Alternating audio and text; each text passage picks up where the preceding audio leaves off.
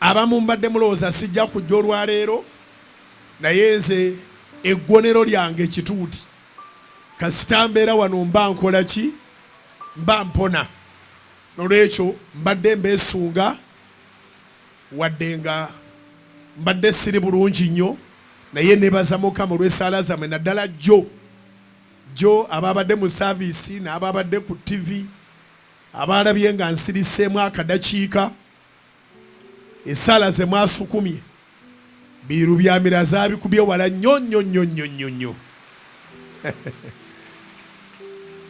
tekyabadde kyamaanyi ne lwakuba nabadde sinza agenda maaso okubuulira ng'ate nakyo bwe kigenda mu maaso naye nga edda ennyome nali nkyali muto nateranga okwerumika.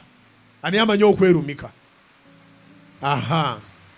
So neerumikanga naye kati wadde nkyali muto naye siri muto nnyo, so neerumiseemu katono awo olwa ssenyiga naye ate nyina endowooza eyange nti bwe mba neerumise ate siwanika mutwe nti ate ogwo omusaayi guddeyo. Nyina wempanikira naye nsooka n'enkutama ne guvaayo. Era bw'oba ogugenderedde abatera okwerumika guba gwa ngeri, guba gufaanana ngeri ndala, so mba njagala nnyo guveeyo. So bwe navudde ku mpewo katono essaala zaatokosa okuva mu nsi yonna.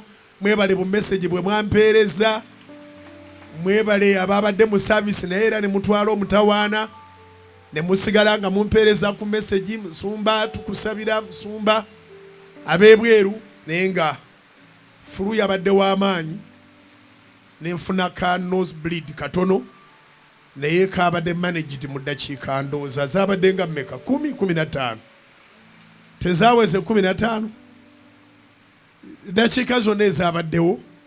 So kati ate mbadde nnyina okujja mbakakase nti essaala zammwe zikola kubira Mukama engalo ez'amaanyi, naye tekitegeeza nti mulekeraawo okunsabira bannange.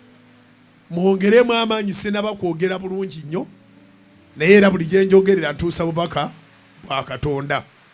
Erinnya lya Mukama lyebazibwe.